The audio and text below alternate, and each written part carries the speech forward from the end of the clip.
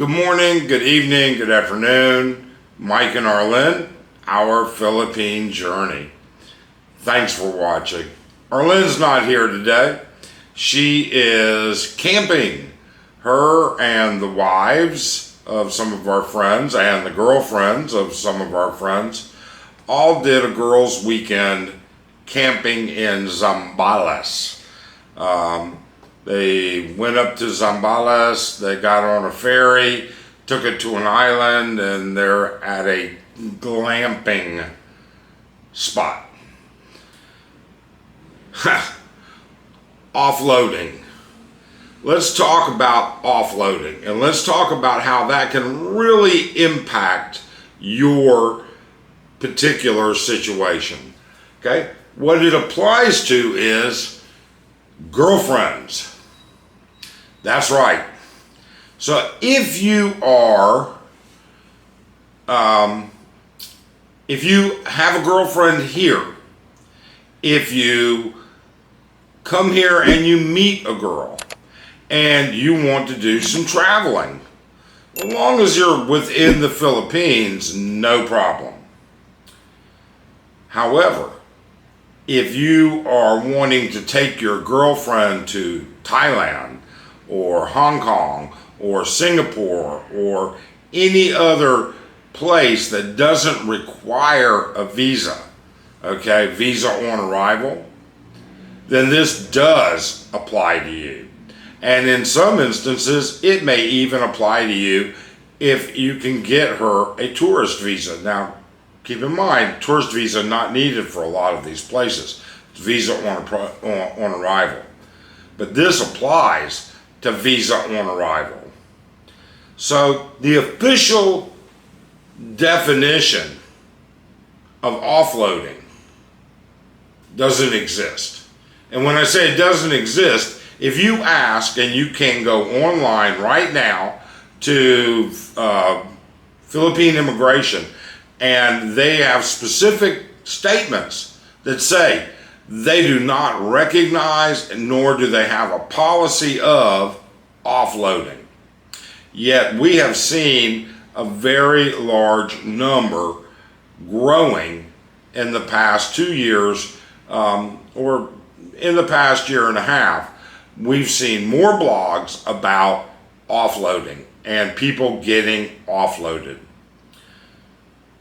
You, as a foreign passport holder, would not have to worry about this, but we're going to explain to you in this video why your girlfriend might have to worry about it, why you should worry about it for the sake of your girlfriend and the impact it's going to have on your travel. So, going forward, why you don't have to worry about it? Well, because you're a foreign national. As long as you've paid your departure tax, if you have to pay any, then you are ready to go. And I think that is Arlene. No, it's not. Okay? However, your girlfriend could be subject to offloading very simply. Now, according to the immigration laws of the Philippines, you are only required, or she is only required, to have a valid passport that's good for 6 months, a round-trip ticket showing her return, and, if necessary, a visa. That's it. Okay? And most places that you're going to travel, you don't even need a visa. But even if she does, you got to have it. Now, what becomes funny here is that the Philippines is very conscious, I guess is the best word. I don't get into the politics. I'm not saying it's good, bad, or indifferent. But they're very conscious of Filipinos, young Filipinos, leaving the country. And rightfully so. To begin with, even when she's traveling with you, there can be a problem, because what they're looking for is human smuggling. That's the first issue. The second issue they're looking for is not having to worry about repatriating them. So what's come up over the years is Filipinos will say, I'm going to go on vacation, all right, with my boyfriend. And when they get where they're going, they don't want to come back because they can get a job under the table without a worker's permit, making way more than they make here. Okay? Here, they may not even be able to get a job. Or here, the type of job they can get may not be conducive to them. However, all of that off to the side, how does this impact you? You're not going to know that your girlfriend or spouse is going to be offloaded until immigration goes to approve or not approve her departure. And if they have a question, and they most often do, you're going to be separated from her. You're not going to be allowed to be there. And they're going to look for financial stability. How does she take care of herself if she's alone in this foreign country that she's going to? And they do all of this because they're trying to stop human trafficking. Secondarily to that, it's my opinion, again, all of this is an opinion, that what they're really doing is trying to make sure they don't have to foot the bill to repatriate that person back to the Philippines, because the government will have to pay for that. All right? Or she'll go to jail. One or the other. So with those things being said, how do you avoid this? Well, there's no sure, fast way to avoid it. But think about what you want to try to avoid. You want to avoid her getting offloaded. How do you avoid her getting offloaded?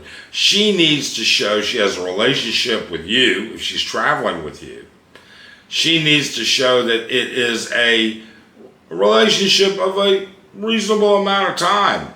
I don't know what a reasonable amount of time is. I wish I did. Okay? She's got to show a valid bank account. And she may have to even show how long she's had that bank account. She's going to have pocket money as well.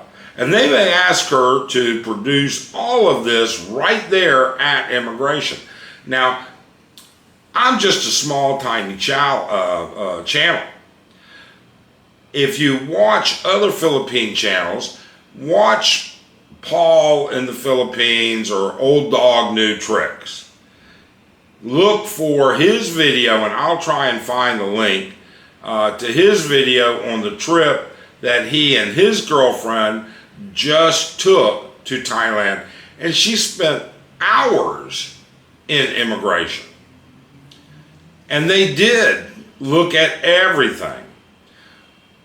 According to some of the immigration websites that we've looked at, trying to avoid this, because we have two friends who we'd all like to go to Thailand, and we'd all like to go together. They both have girlfriends. You should be able to provide photos of you and your spouse, your boyfriend that's traveling. Okay? You want to be able to show correspondence. But for sure, you need to be able to show your itinerary. You want to show that you are booked at specific hotels. You want to show you've booked any tour packages. You want to show tour packages that you may want to book. You want to show where you're going to be when you get there, where you're going to stay when you move from place to place. You need to show all of that, and you need to be able to provide and show it. Now, a lot of Filipinos love to do everything on their smartphone, my wife being one. for some reason, at my age, I just like paper. It doesn't take anything to have a folder, put that folder together, and have all those documents right there and on her website. But showing you're prepared for it might help a little bit. All of these things are that I say, none of them are surefire absolutes. But we do know this, the number of people being offloaded, of which the Philippine immigration says that does not exist, has increased. And as other destinations open, we see more and more people interested in coming to the Philippines to visit their girlfriend, stay for a month or two, retire, whatever, and they want to travel, not just in the Philippines, but to other places.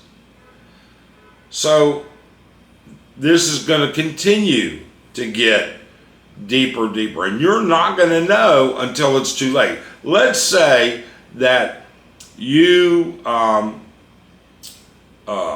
flying from a small town like Butuan to catch an international flight to Thailand. You're not going to find out in Butuan when you're only a couple hours bus ride home.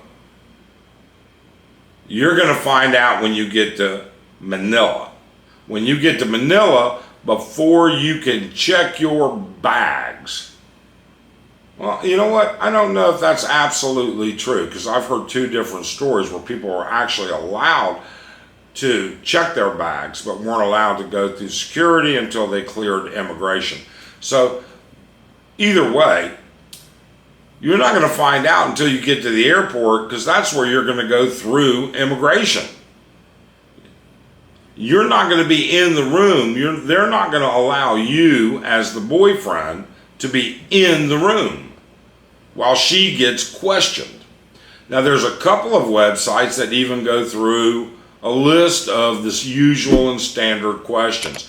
And most notably is a lot of the questions are simply trying to confirm that what you wrote down and said to begin with is still true. I don't know where that is. I guess that's Arlen. Nope, not yet. All right. Sorry, but I'm getting messages.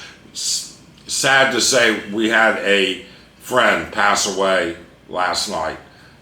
So we're talking about funeral arrangements. That's neither here nor there.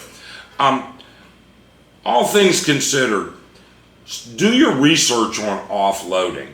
Just put in offloading in the Philippines and Google, and it's going to start listing all kinds of sites that will do specific things. You're going to find websites that will actually offer a service. Quite frankly, I would never use them, but I sure would read the information. Glean it from all of them. Okay? That's the bottom line. You want that information. Remember what I've always said. Information is power. Information is the key. If you're well prepared, you're good to go. But if you get to immigration in Manila and you find out she cannot go, what happens to her? Do you leave her and go on your vacation? I know some guys that have done that. I don't know them, but I've seen it. Okay?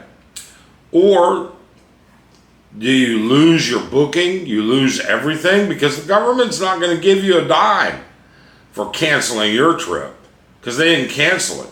They just didn't give you, they gave you a deferred departure. Okay?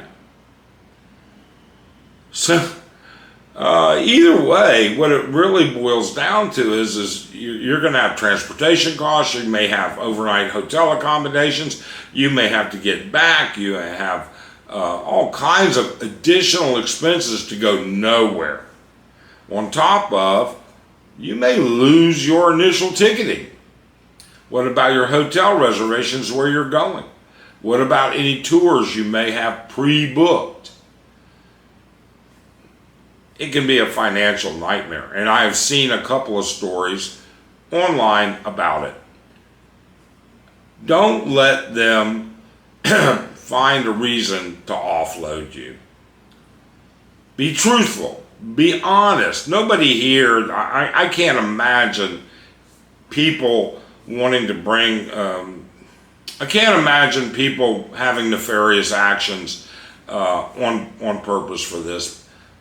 But don't let immigration ruin your vacation. Okay? Be prepared. Anticipate it. You know, if you're wanting to go fly to Thailand for a couple of days and then Singapore for a few days, and I don't know anybody would want to go to Hong Kong right now, but still, the point is don't let them do that. All right, you know, make every effort you can. If your girlfriend has a brand new passport, never been out of the country, doesn't have a foreign exit or entry stamp, she has no proof of income, she has no assets, although now you're getting a little bit more complicated. She has no family that you guys are going to visit while it is wherever you're going. You're at a high risk of offloading.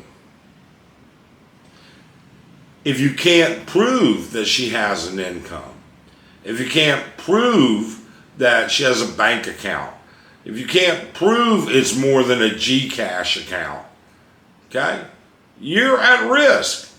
Keep those things in mind. Offloading is real. Doesn't matter what anybody says. You can look online. You can see it happens all the time. I saw one statistic that said there are between 50 and 75 people offloaded daily on international outbound flights in Manila. It did not break them down as to how many were OFWs or possible OFWs or had paperwork problems, but that's still a significant number. If you know, some other friends of ours that have gone through it, they spend hours proving where they're going and what they're doing. Don't let it happen to you. We hope you subscribe. We hope you hit that thumbs up. We really appreciate it. And have a great day.